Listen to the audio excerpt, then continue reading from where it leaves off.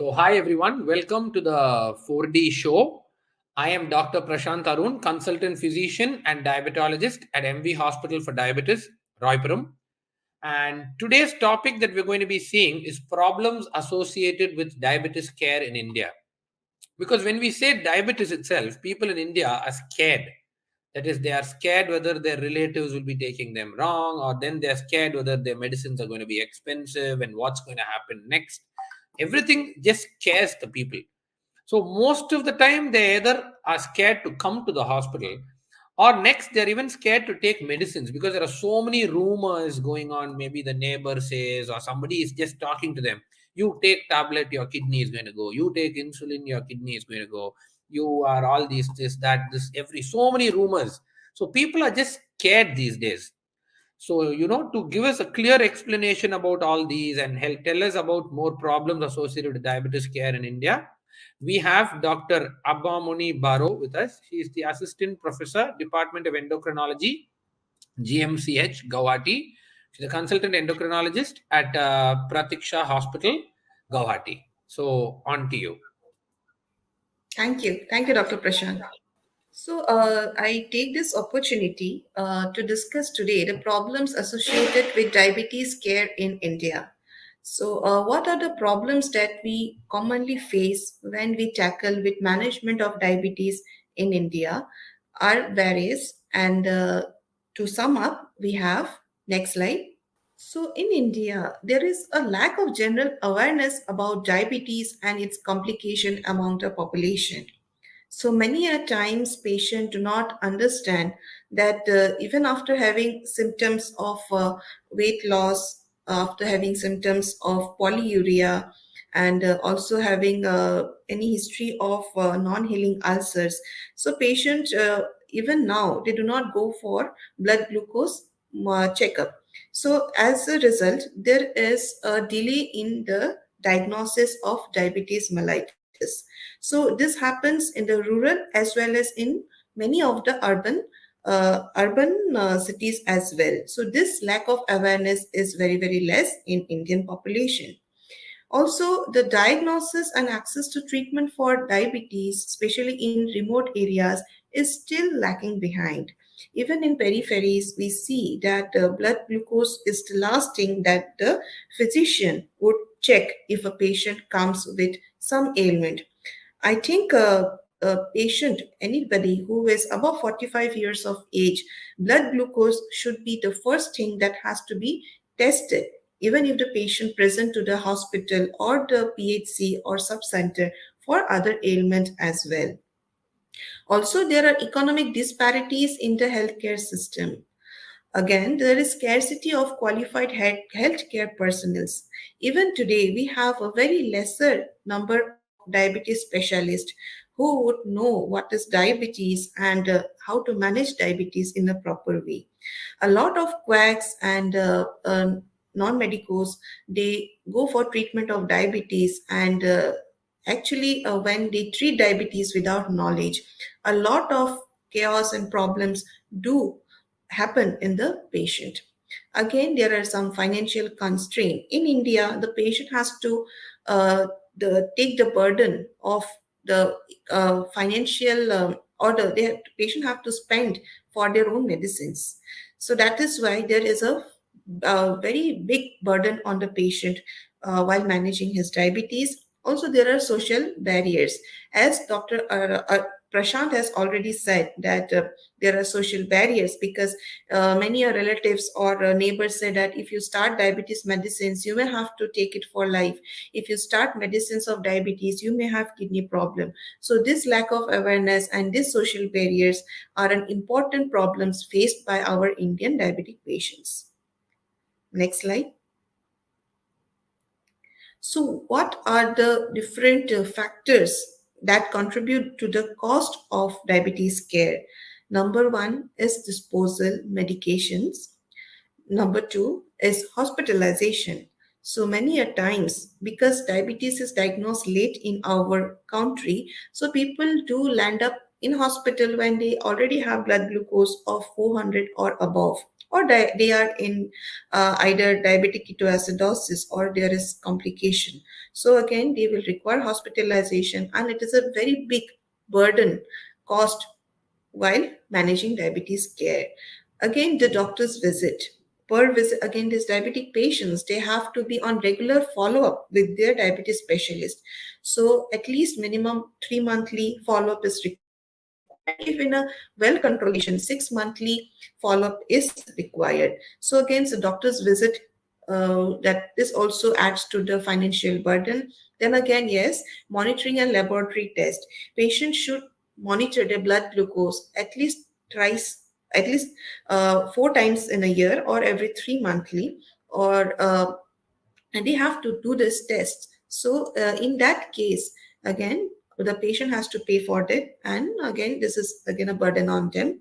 This anti-diabetic medications and other drugs like antihypertensive, anti-lipid drugs. So all these medications cost also contribute to the cost in diabetes care. Next slide. So, the barriers related to diabetes management can be again divided as patient related barriers as well as medical profession related barriers. So, patient related barriers can be again, as I have already mentioned, that it is lack of awareness, poor motivation, patient deny risk. Even we keep telling them, patients, that you are at risk of these complications, but they don't understand the risks. And also, there is a stress, fear, and confusion regarding the diagnosis as well as the management. They do not understand the benefits of immediate lowering of blood glucose. Also, there is lack of family and social support, lack of trust in doctors, and also lack of adherence to recommended guidelines. Many a times, patients do not know to whom, which doctors they have to visit. So they take treatment for from different people, and many a times patient mix up medicines. They take herbal medicines, they take ayurvedic medicines, they take allopathic medications all together, and they don't understand. Many a times people like don't go for allopathic medications and a proper guidance by a professional or a diabetes specialist, and they keep using home remedies for management of their diabetes even if their blood glucose are more than 400, and ultimately this makes them land up with complications. So this awareness is very very important, and which is specifically lacking in patients from India. There are again medical profession related barriers like medical training. Many a times doctors are focused onto acute care, especially in tertiary care hospitals, and they are the medical professionals, or the doctor patient ratio is very very less. So there are very less number of doctors in the hospitals. As a result, they are more concerned, or they are busy with management of acute care. So our patients of diabetes do not get adequate attention. Also, treatment of acute diseases, they become more rewarding for doctors. Even nurses, they find acute illness treatment more rewarding and better paying. Also, the cost of having a team for diabetes management is high. So in many of the good hospitals, both peripheral as well as private hospitals and government hospitals, a diabetic team is not there. Also, there is lack of trained paramedics. Even many a times we find that the nurses, the paramedics, they are unaware of diabetes management, insulin techniques, and how to follow up patients. So these things are lacking in our setups, and especially in Indian setups. Next slide. So the therapeutic strategies. So we have so many medications coming. There are old medicines, there are new medicines. Some of the novel medications that has come, like DPP-4 inhibitors, SGLT2 inhibitors, and GLP-1 receptor analogs. So these are the novel medical therapies that has come and has been developed new. But then we also have other old medications like sulfonylureas, metformins, and also insulin, which is an injectable form for management of type 2 diabetes mellitus. So the therapeutic strategies, they differ, and it has to be tailored according to the patient's need, the patient's complications, underlying complications, as well as the patient's economic condition. So how much he will be able to pay for his diabetes management. Again, early initiation of therapy is very, very important because earlier the better. The early treatment would lead to a lesser complication and delayed complication. So, if a patient's blood glucose level is well controlled, even at an early stage when uh, uh, he has not yet developed any complications, then we can increase his lifespan. He can be complication free, or he may not develop complications for a longer duration of period, and his quality of life would be much better. There is a new concept coming, and even the guidelines, the latest guidelines like American Diabetic Association guidelines, they also suggest that early initiation of combination therapy is a good approach to start even in a newly diagnosed diabetic patients, and this leads to achieving glycemic goals earlier than monotherapies, and also this will delay the deterioration of glycemic control. And also this combination therapies nowadays, they are proven, and it has been proved in literature that uh, early initiation of combination therapy can preserve beta cells of our pancreas, and the glycemic durability, the efficacy is much better than monotherapies. So if I am talking about combination therapies, combination could be metformin and SGLT2 inhibitors, metformin and DPP4 inhibitors, and etc. etc. So again, this combination therapy all depends on the underlying diabetes control or the baseline HbA1c. Also depends on the underlying complications. Like if the patient has chronic kidney disease, we will choose a particular type of combination. If the patient has or is at risk of atherosclerotic cardiovascular disease, he will need some type of other combinations. So all has to be based on the patient's requirement. Also, if a patient is at risk of hypoglycemia, if the patient is obese, all these things are actually deciding factors to decide upon what will be the combination therapy would like to start on the patient. For example, if a patient is obese and we want weight loss, if the patient has cardiovascular events or he is at increased risk of atherosclerotic cardiovascular disease, if the patient has proteinuria, he has developed chronic kidney disease, and there is protein in his urine, then metformin along with an SGLT2 inhibitor is a good combination to start in the early part of his treatment. Next slide. And other possible solutions, especially when we manage patients in the periphery, patient education and empowerment is very, very important. We have to tell patients what is diabetes, and we have to educate them about its management. And many a times we have to also empower them that you can we can empower the patient. If the patient is on suppose insulin, he's being prescribed a few units of insulin, then based on his glycemic control, we have to actually educate the patient how he can titrate the insulin dosage or titrate his medication doses. So even if at times we have seen during COVID period that patients were not being able to follow up with their doctors. So if we do patient education and empowerment, even during this type of crisis like COVID crisis, even in those times also, patient can be managed well with proper education and empowerment. Also, telemedicine is another option. Many nowadays, many people have smartphones, they have laptops, they have internets at home. So, educated patients can be given the option of telemedicine and can be regularly followed up for better management of diabetes mellitus. Thank you. So that was a wonderful presentation. So we will just take up few questions. So as you said, that the cost of diabetes care, that's more, and people are actually more worried. Yes, that's definitely true, because even if a patient has to come to the OP, he number one loses his pay in his day job, so he has to take leave and he's going to come to the OP. So where he's going to actually lose his pay for that day, and he's going to spend in our OP. So he's going to spend his money and lose his money, and after which we are going to give him tests and medicine. So it's going to be very expensive. But then definitely, if a patient thinks on spending for the OP and detecting the disease, definitely the cost of treating the complication is going to be more. So definitely it is better that we always educate our patients. So as we said, like these telemedicine and other things, to improve the diabetes care, what would you feel is more important? Like, because these days more people are on social medias, they're on YouTube's, so maybe that will be useful, or directly educating the patient. What would be your perspective of educating the patient to improve the diabetes care in India? Yeah, that is a very good question.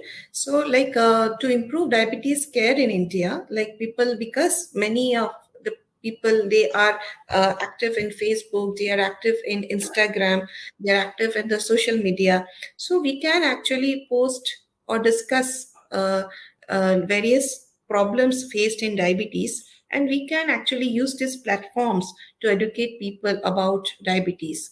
So, just to inform you, like Endocrine Society of India, they have initiated similar awareness program in Facebook, so patient can go through, and then we are also a part of that. Again, the initiative that has been taken today by Sun Pharma regarding educating people, this type of platform is, I think, it is excellent for educating people and reach out to maximum people uh, like uh, uh, through this type of platforms. Again, like sometimes if possible, then the people or nurses and paramedic staffs and doctors in the periphery who are working in PHC, CHC, some centers, actually we can actually organize some awareness programs for them, maybe 1 day 2 day awareness programs in tertiary care hospitals, or doctors from the tertiary care center, specialist care, they can go to the periphery, and some programs like initiative by government can be done. So in this way we can cover a lot of healthcare personals as well as the public as well. Yes, because definitely nowadays, even if you want to look at anything, people first thing they do is go type in Google and see for the Google review. They want to go to a hospital, they check for the Google review. They want to look at a disease, they go to the Google review. So I think actually Google and the social media platforms are very good way for the next generation and all to educate the patients, because the patient tend to stay healthy because most of the time they are on social media. Next, I would like to ask you is, you were talking about these telemedicine. In your experience, are you satisfied, or how would you take telemedicine, and which patients can approach you on telemedicine? Because I'm very sure a patient having pedal edema, kidney disease, or a heart problem, it's very difficult to manage them through telemedicine because most of them take it wrong. These days, most of the doctors get WhatsApp video call saying, I have a heart chest pain. But I'm definitely sure a doctor cannot do anything with a chest pain in telemedicine. So, which is the patient you would suggest for telemedicine? And which set of patients would you say, no, please don't try telemedicine, either come off to the physician straight away? So, yeah, that is a very important issue. To my personal experience, what I like, because I'm practicing in Assam, Guwahati, so many are patients like who are educated, and then they can use the social media well, and they are well versed with how to connect to a doctor. Like many a times we share the link, but they are unable to join. So, many a times the educated people who have a good internet backup, and then they can join us through internet, and patients who have like just hyperglycemia, and who has been already seen once physically, so on follow up maybe I have to check their HbA1c, or I have to check their fasting and postprandial blood glucose levels and adjust their doses.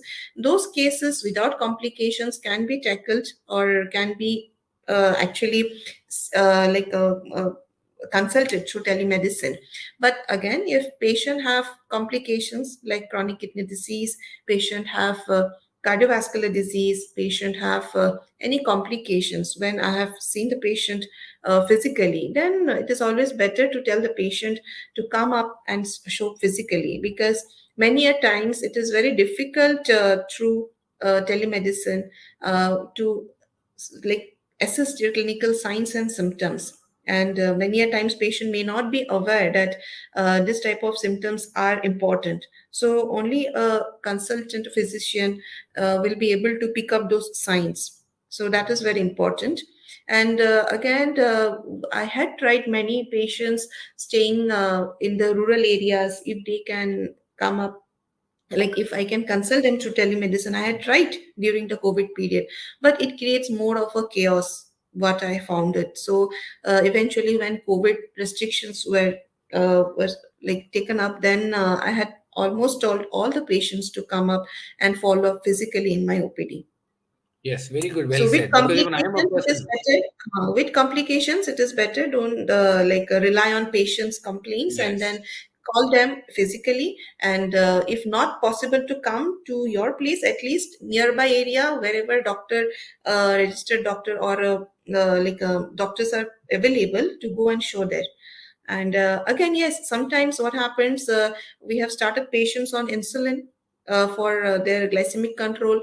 Again, after 3 days, it is difficult for the patient to come and visit me. Then I can, yes, tell them that please share your SMBG or blood glucose level in WhatsApp. I can actually titrate the insulin dose accordingly. But again, they have to come to follow up at least after a month. So I think visiting a doctor should be made mandatory. Otherwise, following up in telemedicine, this can lead to a lot of fallacies, and we can miss important clues. Correct, correct. Because very well said. Because once we start insulin, yes, maybe post 1 week or post 2 weeks, definitely maintaining their SMBG chart, we can see them through WhatsApp video consultation or telemedicine. But definitely on a long run, maybe 3 months or 6 months once, it is always better that the patient comes to us for us to examine, because no consultation is over without touching the patient. Because one thing, the patient is not going to be satisfied. Number two, we don't know what is going on with the patient inside the body. But taking into consideration that we were talking about SMBG, that is a self monitoring of blood glucose, which sugars would you check for your patients? How would you tell them to maintain the SMBG chart? Because not everybody is aware of the self monitoring of blood glucose. They just think coming to the doctor, checking the fasting and postprandial is enough. Because that's what I ask my patients. No, diabetes is not present only during fasting and postprandial. Lunchtime, dinner time, evening time, midnight, sleep. Full time, the blood sugars need to be normal for the HbA1c to come down. So, which sugars would you tell your patients to check, and what kind of pattern would you maintain on an SMBG chart to a patient? Yeah, again, it all depends on the patient's baseline blood glucose status and HbA1c. Suppose a patient with newly diagnosed diabetes mellitus with somewhat HbA1c of maybe 7.58, not a very bad glycemic status, and I have started the patient on oral hypoglycemic agent. Patient does not have any complication. In those patients, I will tell the patient maybe after a month or two, you check your fasting and postprandial blood glucose levels, and at the interval of 3 months you can check your HbA1c and follow up. So this can be prescribed to the patients.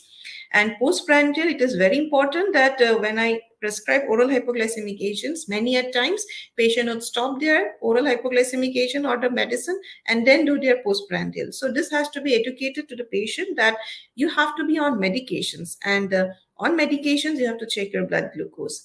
Like for fasting, the previous day you have to take your medicines, and also for postprandial you have to take the medicines before taking the breakfast.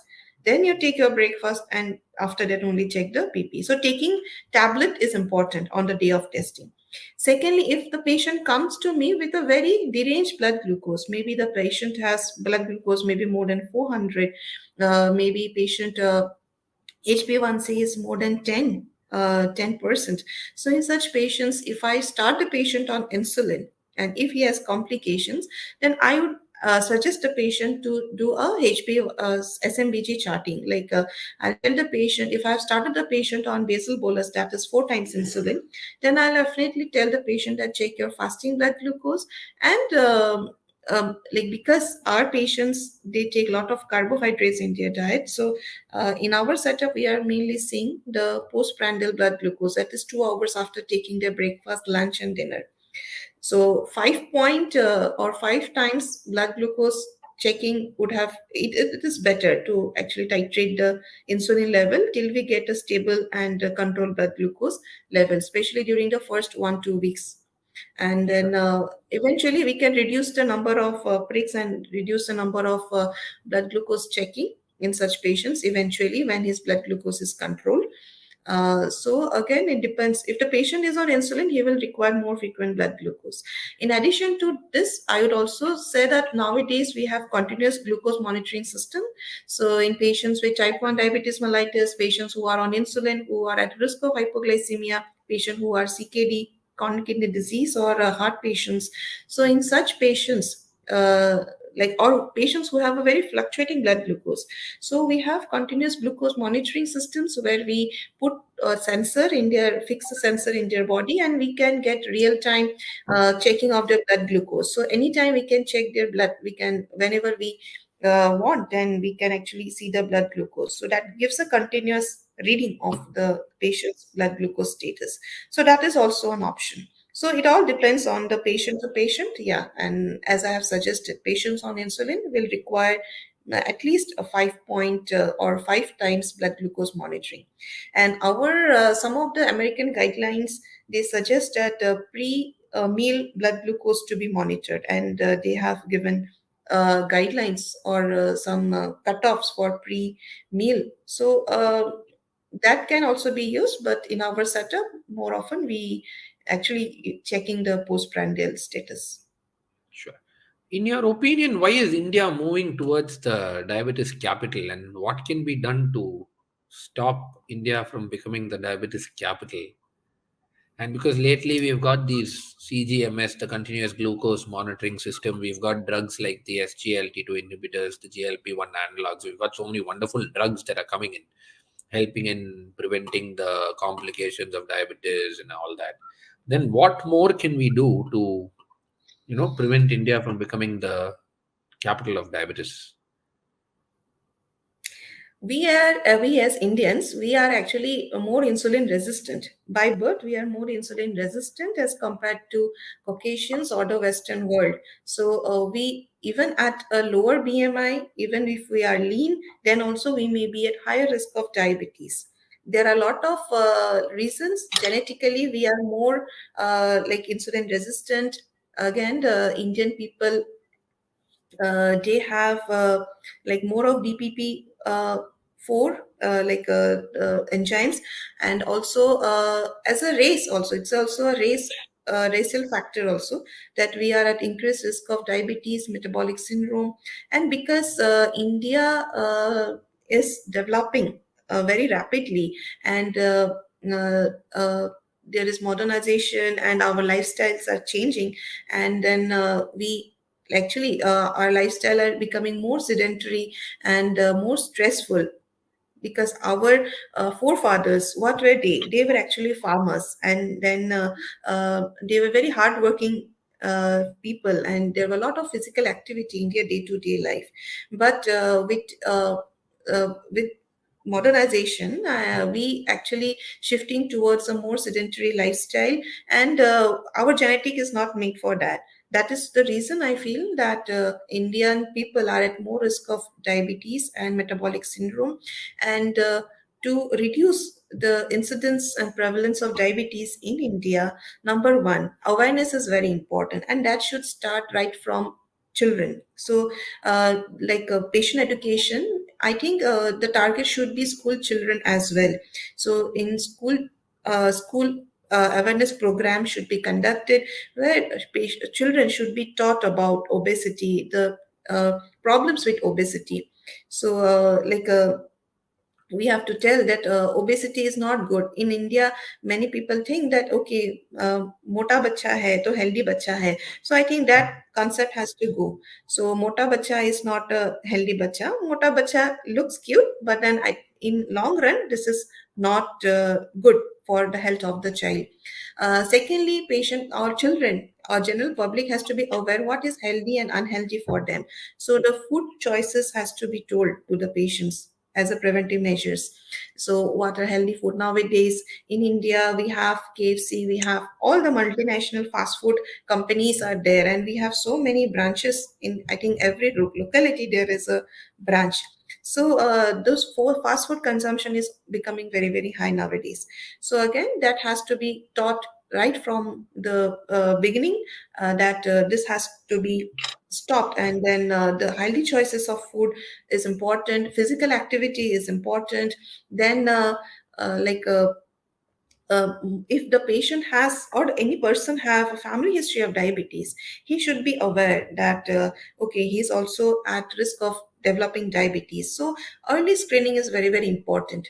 So ADA guidelines or American Diabetes guidelines, they say that anybody who is more than 45 years, you have to check your blood glucose once. But like I would suggest that for Indians, we choose even an early age to monitor or screen for blood glucose levels for diabetes in patients, because blood glucose may start rising even before you become symptomatic. So we should not wait for symptoms to arise, and we should choose early age for screening for diabetes in Indian population. Sure. So we'll just move on to the last question. That is, we've got these SGLT2 inhibitors now. So how is this SGLT2 inhibitors changed the diabetes care? What are the changes that it has made in the diabetes care, and why is everybody suddenly talking about the SGLT2 inhibitors? Now we have got, first it came with the dual drug combination. Now we have the triple drug combination. So, what are your views on these single SGLT2s, double drug, triple drug, and where would you use it? Do you use it? Do you like using your SGLT2 inhibitors separately, or do you use it as a triple drug or double drug combination? So SGLT2 inhibitors, they are an important inventions or discoveries, I would say, in the management of diabetes mellitus. And then this SGLT2 inhibitors, uh, it this like actually has been incorporated in all the guidelines to be given to our patients, even in the even in the early part of the diabetes, even in newly diagnosed diabetes mellitus. If the patient has chronic kidney disease, if the patient has proteinuria in the urine, or if the patient has risk of atherosclerotic cardiovascular disease, or he have some cardiac risk, so SGLT2 inhibitors has to be started even in the early part of the disease or as a combination with metformin. So previous guidelines were like you start metformin and lifestyle modification, and start with a monotherapy, and then gradually step up to dual therapy, then triple therapy, and then addition of insulin and so on. But now the concept has changed. The latest guidelines and the latest concept is that we have to give the benefit of dual therapy or combination therapy to patients of patients of diabetes, because diabetes pathophysiology, there are multiple factors. Like in previously only a few factors were attributed for pathogenesis of diabetes. Now it is the ominous octet. Like there are almost eight abnormalities or problems or pathogenesis that leads to diabetes mellitus. And until and unless we tackle this pathogenesis differently, we will not be able to give a proper treatment to our patients. So to tackle this different abnormalities that happen in a person's body when he develops diabetes, so a early combination therapy would give a better results in terms of glycemic control, in terms of durability of the treatment and efficacy, and in terms of complications. So because SGLT2 inhibitors, they are known to reduce the proteinuria in patients with diabetes mellitus. They are known to reduce the risk of cardiovascular disease in patients with diabetes mellitus. They are known to reduce the weight of the patient, because even weight of the even patients who are overweight, they are more prone to develop type 2 diabetes mellitus. So we need a drug which will reduce the weight of the patient, and we want to avoid drugs or diabetic drugs which will actually lead to weight gain. So SGLT2 inhibitors, I would say that it is a boon to diabetes management. And then starting this SGLT2 inhibitors in combination with metformin when the patient is newly diagnosed with type 2 mellitus, and if he has obesity, number two, if he has proteinuria in the urine, if he has cardiovascular risk, then these combinations would be much beneficial to him as compared to starting a monotherapy. So, very well said. I think we have actually helped a lot of public by educating them today, and this is what is needed actually, more and more of diabetes education, where the public can learn about the newer molecules. It's not only the doctors, even the public need to be aware that there is a molecule that can actually improve their kidney function, reduce the proteinuria, help them lose weight. Because people just think, because always what they hear from their neighbors and the social things are that, take tablets, then you'll have to continue your tablet lifelong. Your tablets could produce kidney problem. So I think people should start hearing more from CMEs and sessions like these, that tablets are really useful and these tablets can help avoid complications due to diabetes. So we are looking forward to do more and more sessions with you, Doctor. So as of now, I think we'll have to wind up this session. Thank you so much for taking part and giving us the opportunity to have you in this session. Thank you so much.